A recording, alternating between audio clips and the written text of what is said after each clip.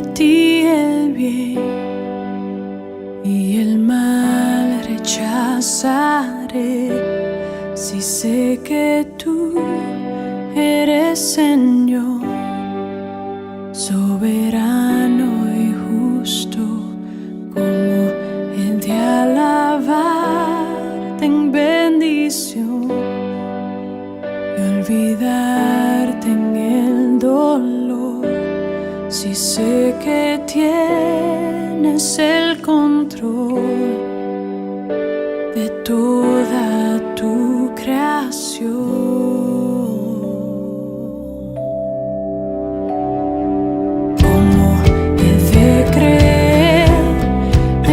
Al tener y dudar en la escasez, si sé que tú eres siempre fiel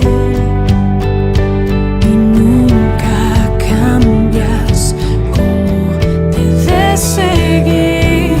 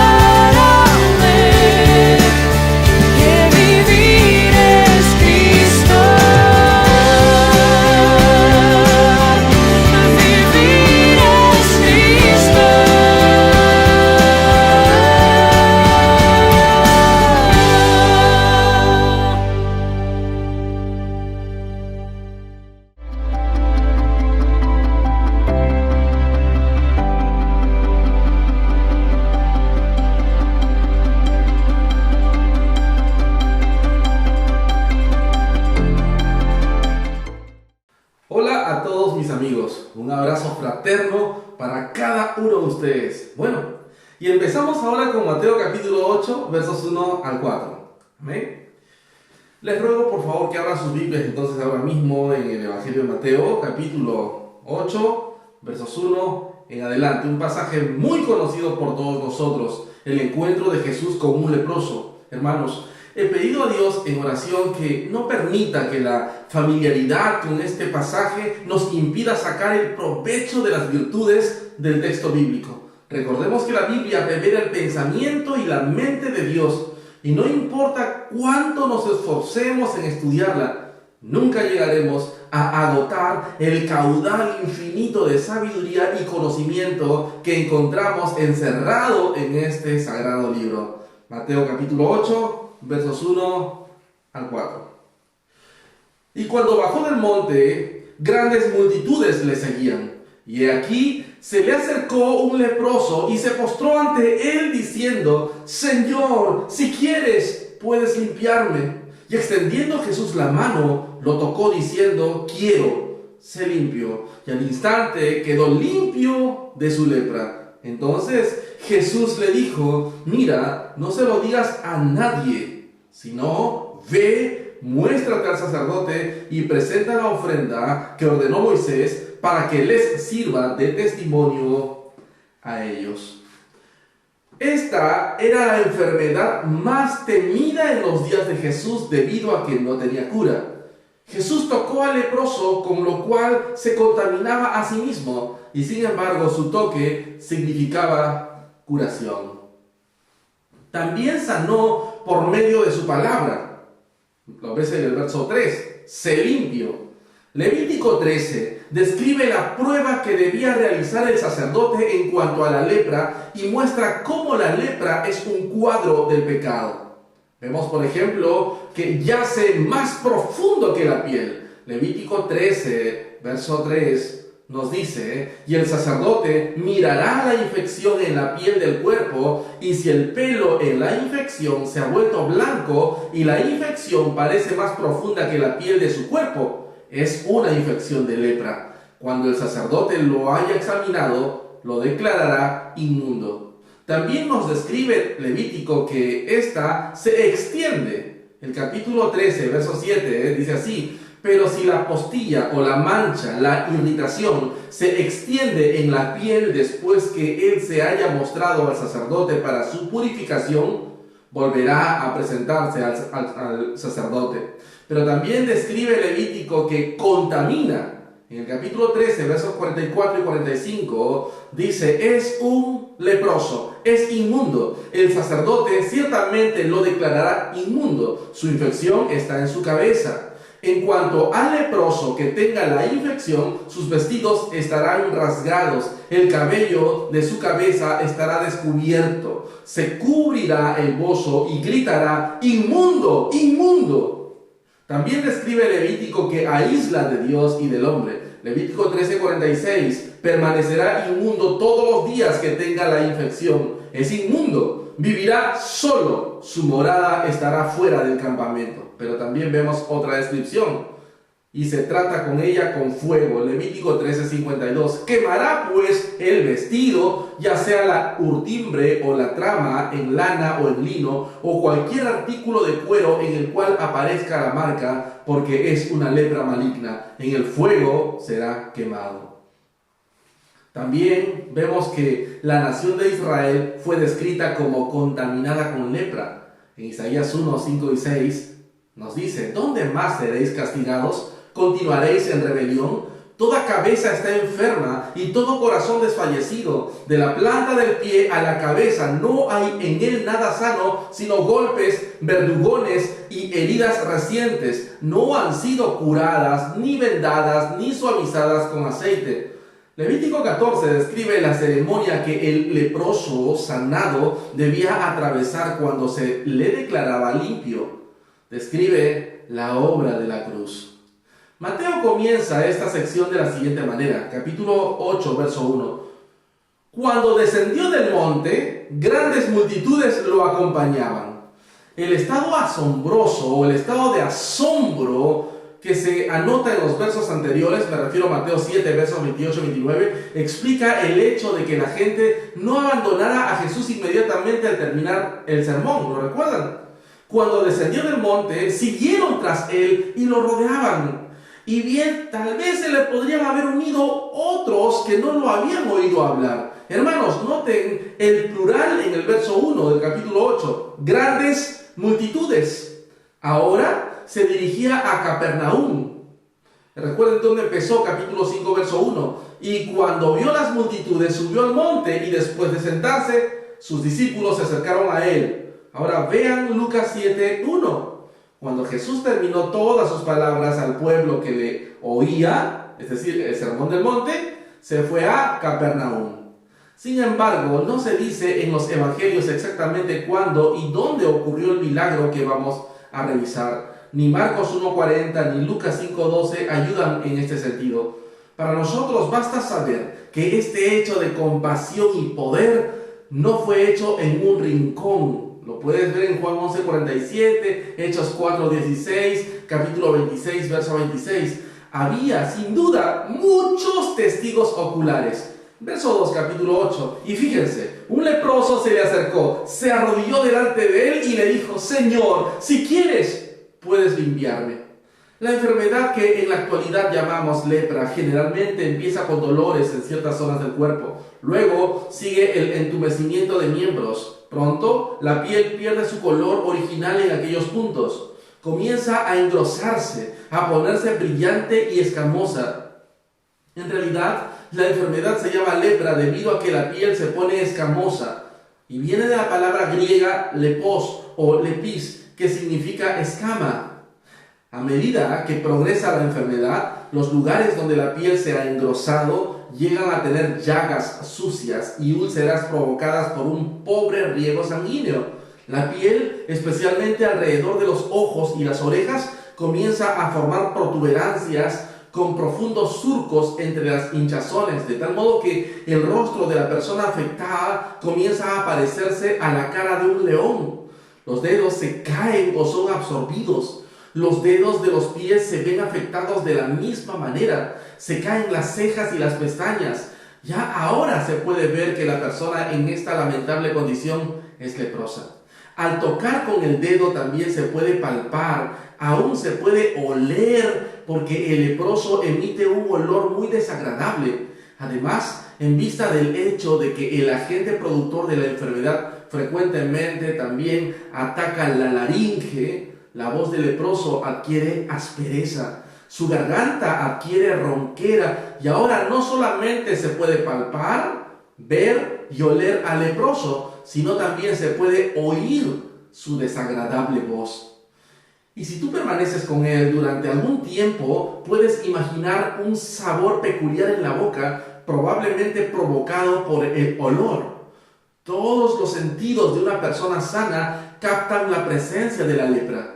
Las referencias del Antiguo Testamento sobre la lepra pueden resumirse como sigue. Por ejemplo, empezamos con Éxodo capítulo 4, versos 6 y 7, donde dice: la mano de Moisés introducida en su seno adquiere la lepra, como es evidente al sacarla. Al repetir la acción, la lepra ha desaparecido. Esta es una señal para los egipcios. Levítico 13 nos muestra la descripción del método por el cual el sacerdote puede descubrir la lepra. Ordenanza de la aislación del leproso. Levítico 13:46. Números 5:1 al 4. Segunda de Reyes 15:5 y Segunda de Crónicas 26:21.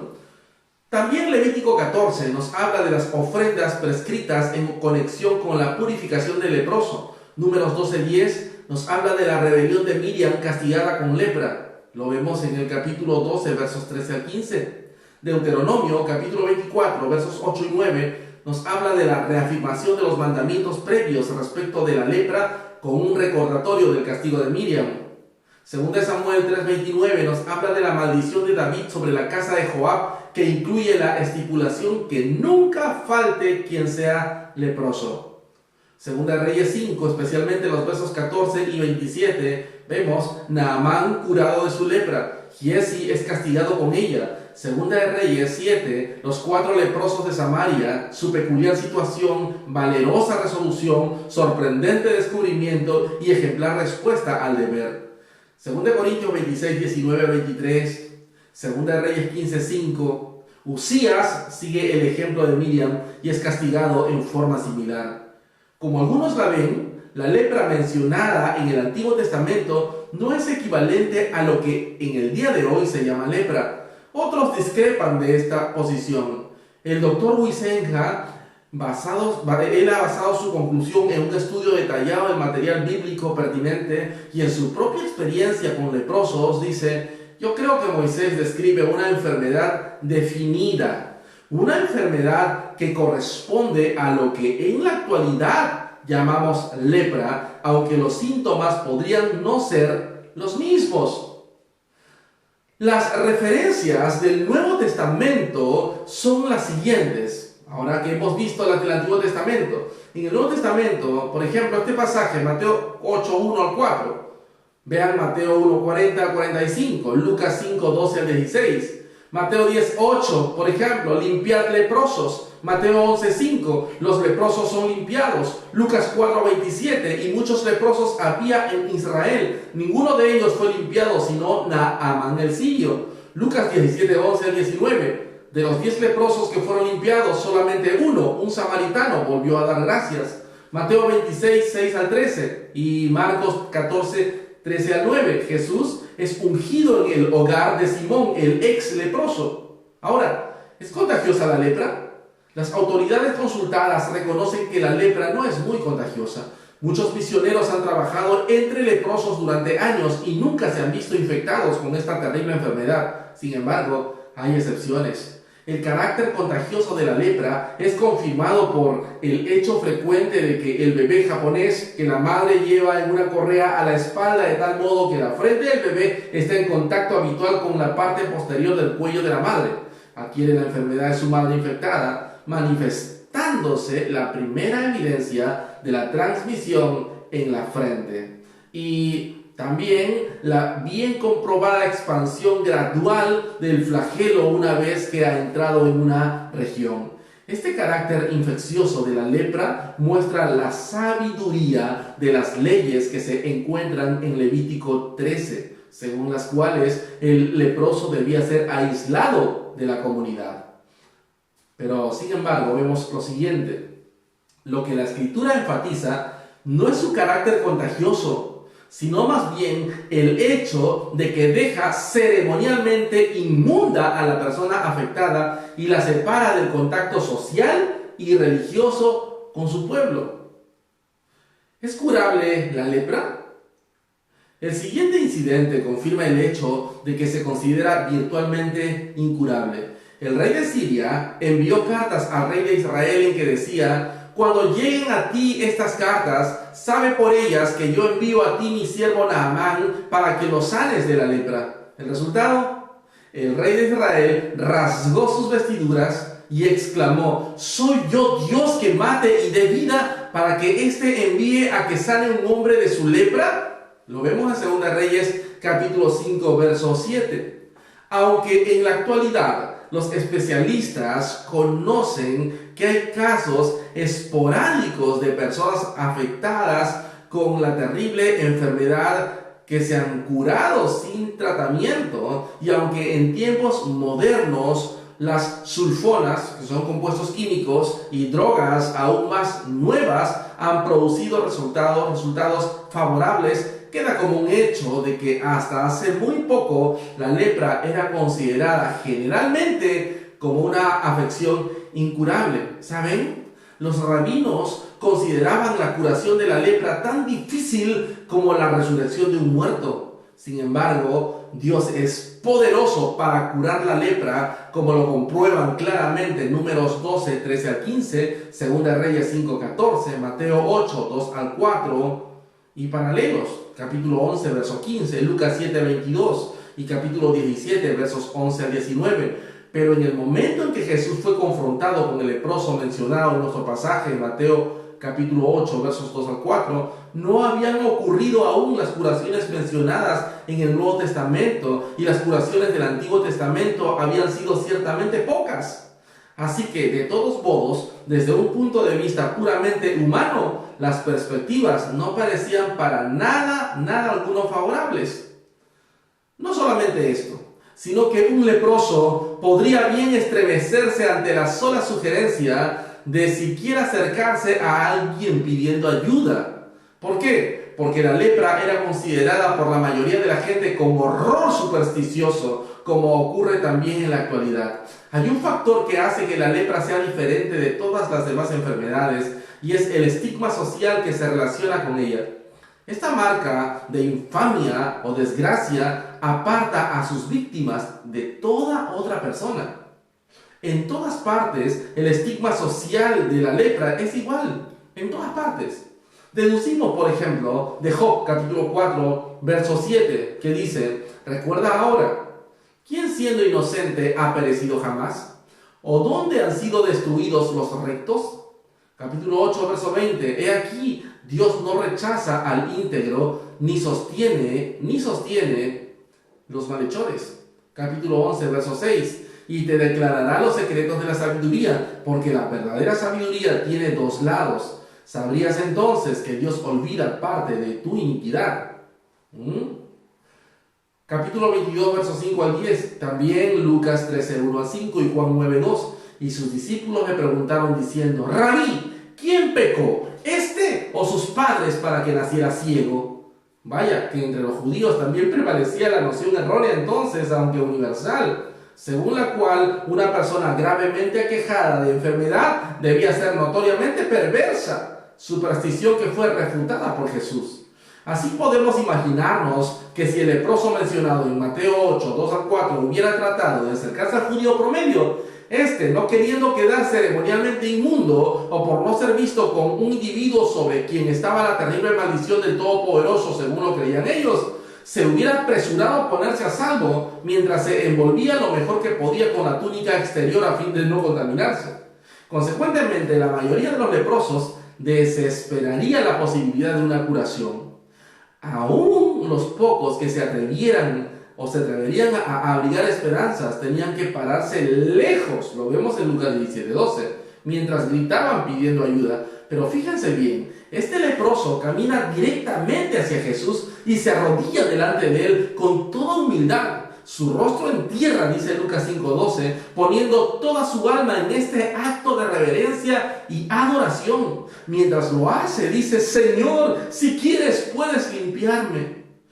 ¿Estás seguro del poder de Cristo para sanar a un leproso, a un hombre lleno de lepra? Esto es, afectado por la lepra en un estado muy avanzado. En cuanto a que el maestro quiera efectuar la curación, el leproso se somete completamente a su voluntad. Después de todo, Jesús sabe qué es lo mejor. Naturalmente, espera fervientemente que aquel ante quien se haya postrado lo librará verdaderamente de esta terrible enfermedad. Su declaración, en la forma de una confesión de fe, incluye una petición urgente. Ahora pregunto, ¿de dónde obtuvo esta confianza en el Salvador?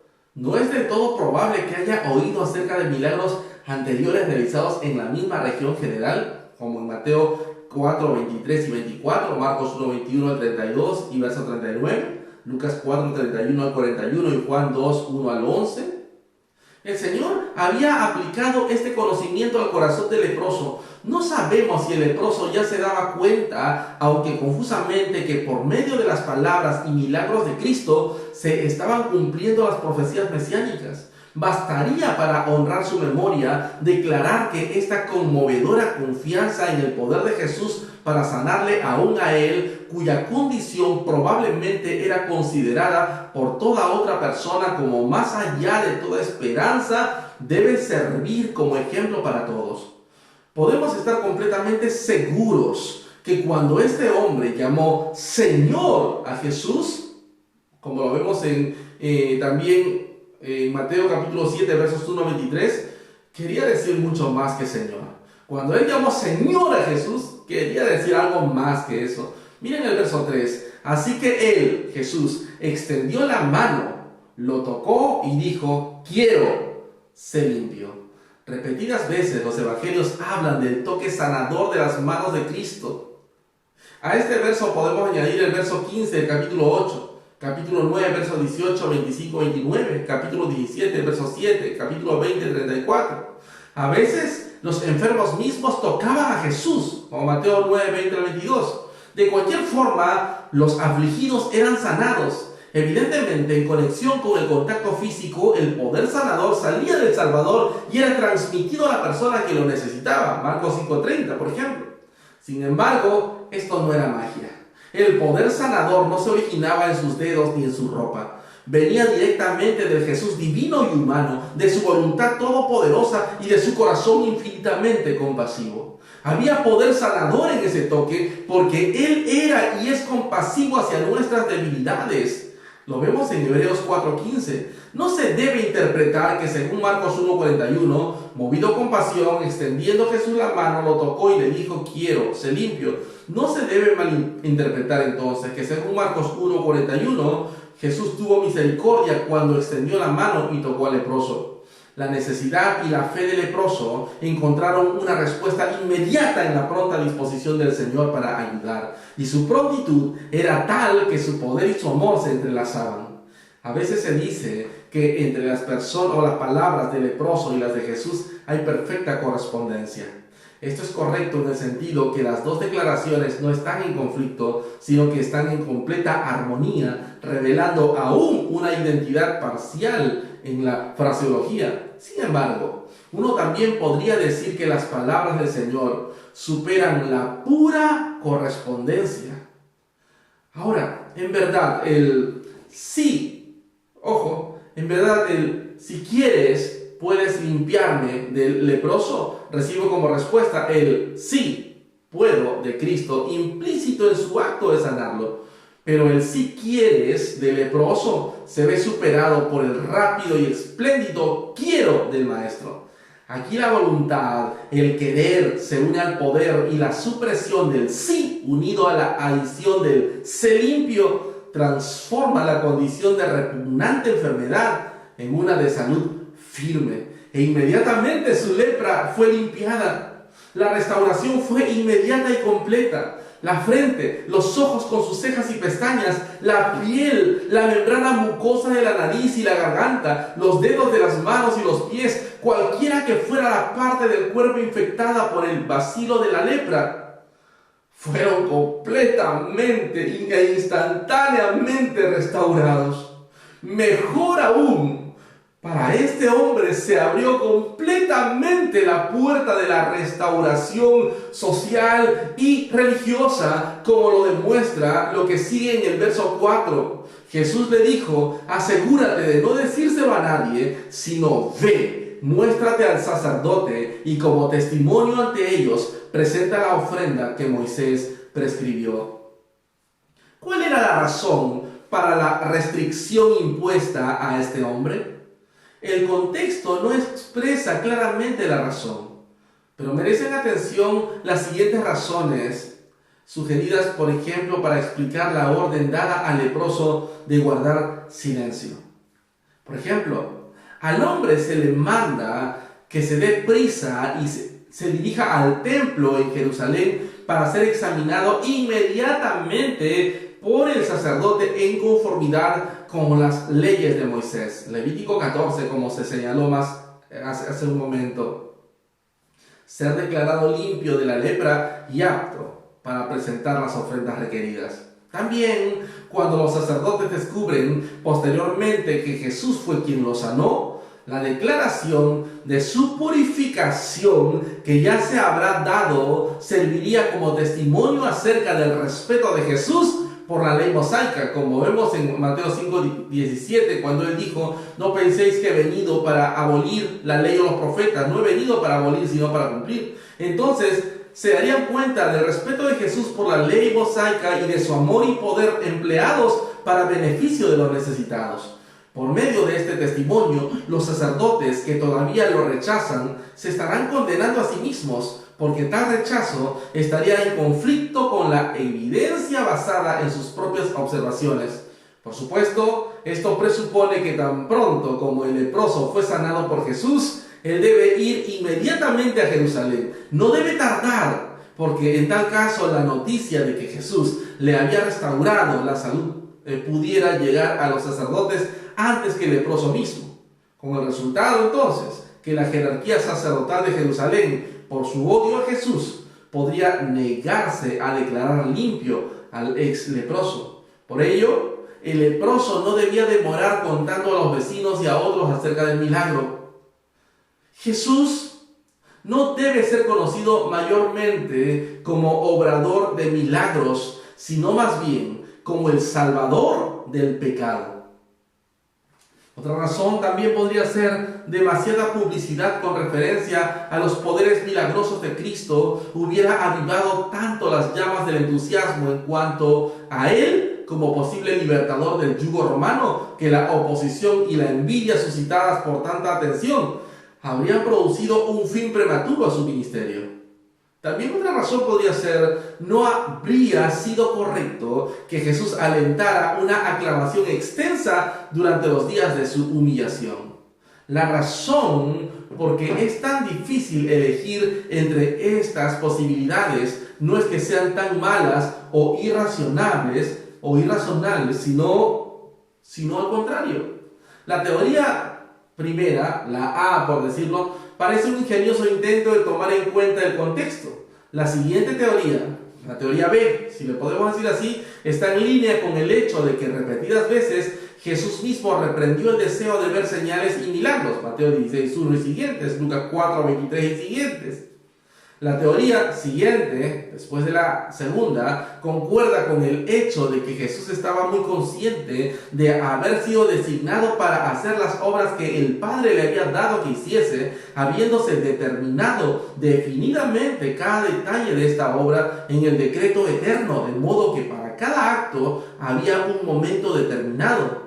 Podemos verlo con calma en Juan 2:4, Juan 7:6 y 8. Juan 7:30, Juan 8:20, Juan 12:23, capítulo 13:1 y capítulo 17:1. Y la siguiente teoría puede apelar, y de hecho apela a Mateo 12:15 al 21. Es posible que cualquiera de estas consideraciones haya sido la que Jesús tenía en mente cuando dijo: asegúrate de no decírselo a nadie. ¿No es también posible que una combinación de dos o más de las razones dadas, y quizás otras más, le hayan incitado a decirlo? La desobediencia del hombre al mandamiento, aunque comprensible, no puede ser perdonada. Sus resultados para Cristo son notados. Ahora, ¿cuáles son las implicaciones de esta porción bíblica? ¿Cuáles son las implicaciones de este pasaje que estamos estudiando? 1. Existe un paralelo entre la lepra física y el pecado. En el contexto bíblico, ambos solo pueden ser curados por Dios. Ambos contaminan al cuerpo entero. Ambos producen un aspecto asqueante, desagradable en la persona. Ambos producen muerte. Romanos 6:23 nos dice: porque la paga del pecado es muerte, pero la dádiva de Dios es vida eterna en Cristo Jesús, Señor nuestro. También podemos decir como segundo punto que la Biblia nos dice que en los últimos tiempos el pecado abundaría. Mateo 24:3 al 14. También podemos decir que la Biblia nos dice que la iglesia tendría que vivir en el mundo, pero sin ser del mundo. Juan 17:14 en adelante. También, a la luz de estas verdades, ¿qué debe hacer la iglesia? ¿Qué debemos hacer nosotros? Pues la Escritura nos exhorta a que debemos vivir apartados del pecado. 1 Corintios 16:22. Alguno no ama al Señor, que sea anatema. ¿Qué más debemos hacer como iglesia? Debemos dedicarnos a predicar el Evangelio y no a conquistar las naciones. A la iglesia le toca predicar el Evangelio. Mateo 24:14 nos dice: este Evangelio del reino se predicará en todo el mundo como testimonio a todas las naciones, y entonces vendrá el fin. Vaya, es a Cristo a quien le toca conquistar las naciones. Si vemos Apocalipsis capítulo 19 verso 15, dice así: de su boca sale una espada afilada para herir con ella a las naciones y las regirá con vara de hierro, y él pisa el lagar del vino del furor de la ira de Dios. ¿Qué Dios es este? Nuestro Dios todopoderoso. Entonces, ¿qué más debe hacer la iglesia? Debe permanecer firme ante el ataque o los embates del pecado. El pecado se combate con armas espirituales, no mundanas. 2 Corintios 10, 3 al 5, ¿qué nos enseña? Pues aunque andamos en la carne, no luchamos según la carne, porque las armas de nuestra contienda no son carnales, sino poderosas en Dios para la destrucción de fortalezas, destruyendo argumentos, especulaciones y todo razonamiento altivo que se levanta contra el conocimiento de Dios, y poniendo todo pensamiento en cautiverio a la obediencia de Cristo. Entonces, ¿qué debemos hacer como iglesia? Entender que esta es una lucha espiritual. También debemos vivir como que Cristo viene ya por su iglesia.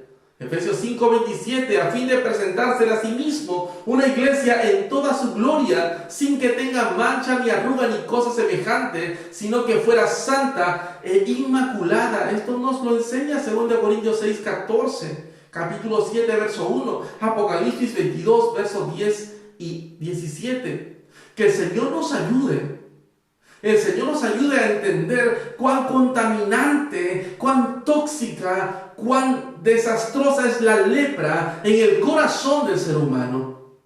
Y si esta es la condición del ser humano, nada puede hacer por sí mismo. Necesita la obra regeneradora, la obra salvadora que solamente Dios puede hacer en Cristo Jesús. Así que si tu vida actual es una vida de pecado, arrepiéntete y ven a Cristo. Ven a Cristo. Que nuestro Dios, a través de Cristo, en el poder del Espíritu Santo, toque tu corazón y te traiga a la vida y vida en abundancia. Vamos a orar. Gracias te damos, Señor, en este tiempo, porque nos has permitido hablar tu palabra. Que podamos, Señor, seguir comunicando, compartiendo, predicando, exhortando, aprendiendo lo que tienes para cada uno de nosotros. Hoy te damos la gloria y la honra y reconocemos que eres fiel. Y entre nosotros, Señor, si hay personas que aún no te conocen, te pido en el nombre de Jesús que tengas misericordia de ellos. Tráelos y atráelos a salvación. Gracias por este tiempo te damos, en el nombre de Jesús. Amén. Si en este tiempo tú has reconocido a Jesucristo como tu Salvador y Señor, te has arrepentido de tus pecados, sabes, queremos conocerte. Queremos conocerte. Siempre salen unos números telefónicos, hay una línea ahí abierta para que podamos hablar tú y yo. Que Dios te bendiga y a toda la iglesia sigamos en esta batalla de fe. Que Dios nos guarde. Hasta pronto.